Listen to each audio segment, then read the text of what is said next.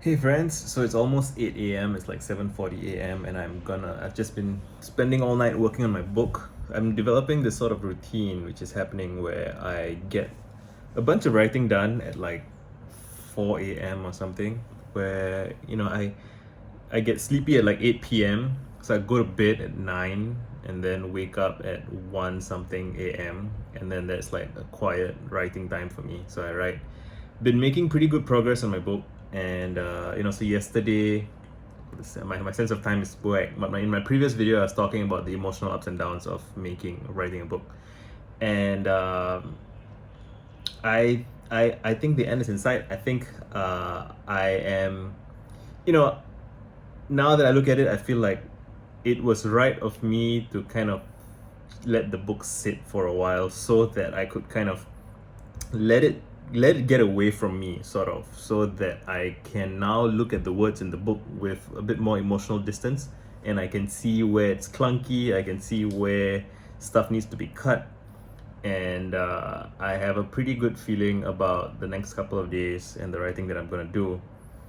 And yeah, it's just funny for me to think about how my hours are so weird and my writing habits seem kind of weird.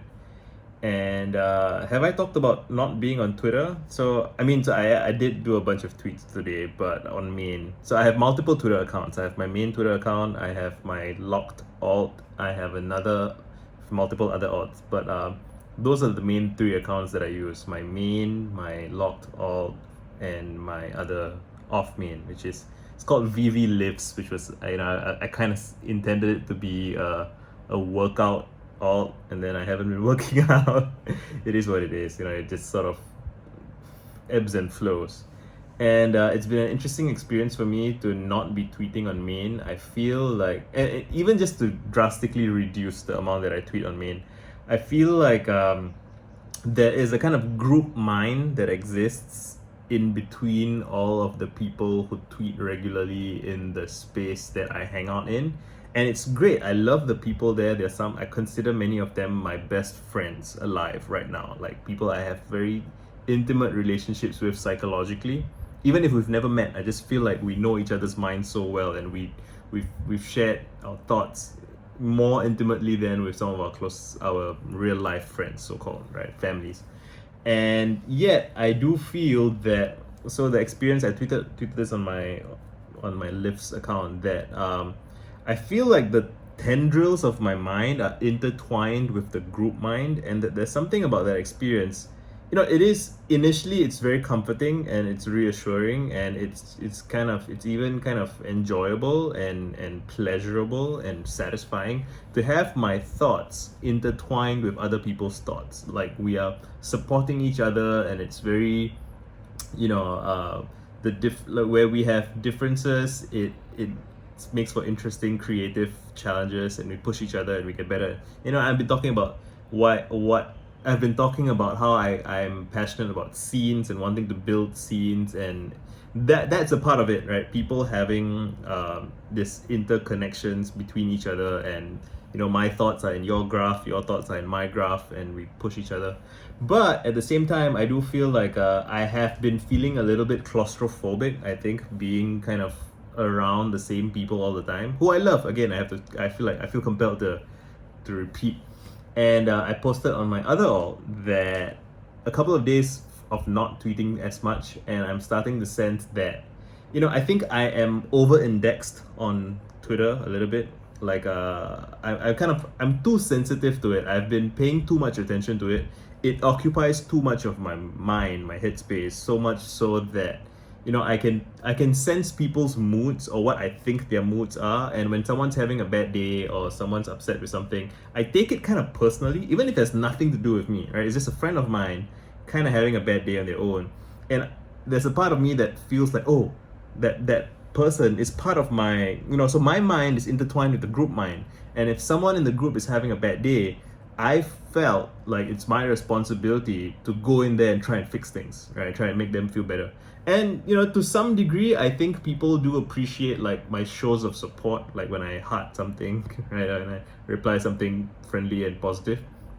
But I also do think that I have this tendency to try and rush people and try to fix things. And this is a slightly uncomfortable thing to admit because it sounds like a weakness, right? It sounds like a failing, and I don't want to admit that I'm weak and that I have a failure in that sense. And I think I might have some denial about that I want to process and work through.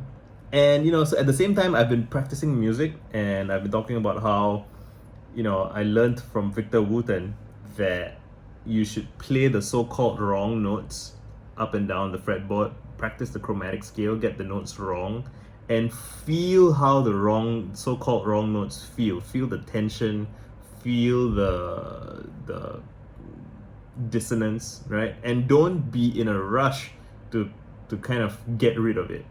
And the thing that people detect as the mistake in music, so when you like when so Wooten is good at playing so-called wrong notes in a dissonant way that does not feel wrong at all, because he understands the dissonance and he manages it effectively.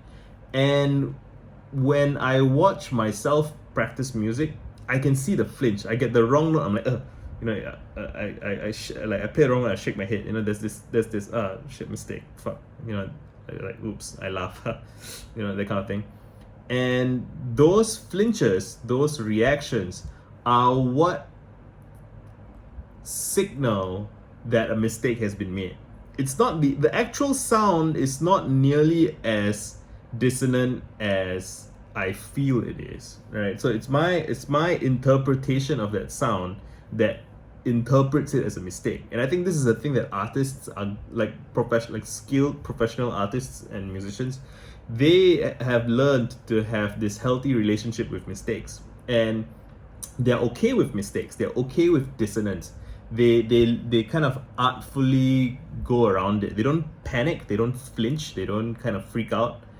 And yeah, I think it's healthy for me to have a bit more distance from Twitter for a while. And a couple of friends made fun of me for kind of posting on my so-called Twitter vacation. But again, that's okay. It's okay for people to respond the way they do. It's okay. Everything's okay. Everything's fine. I don't have to force things to be a certain way. I don't have to explain myself all the time. And a part of this is, I think, some amount of like, I don't know if I want to use the word trauma, but it's a learned response from a more hostile environment that I operated in when I was a teenager. And just teenage life is kind of hostile intrinsically, right? In the sense that it's just you're more needy, you're more scared, everything feels more consequential. So I think it's healthy for me to step back from Twitter a little bit, even though I love everyone very much, and I'm making progress on my book. I'm going to continue to make these videos, and I'm going to keep practicing music and practicing playing the wrong notes and being okay with the wrong notes. And I look forward to eventually, with maybe couple of weeks of meditation and reflection and listening to the wrong notes and being okay with them. Just a minute ago when I was talking, I witnessed myself stumbling over a few words. But again, it's like if you roll with it, it's fine. You just need to roll with it. So I'm learning to roll with things. That's where I'm at. I'm sleepy. I should shower and go back to bed. And I hope you guys are well. I'm probably going to upload this like hours later, probably at night. So my experience of time is completely whack, which is fun. I am having a good time though, and I hope you are as well. Let me know how you're doing in the comments. Done.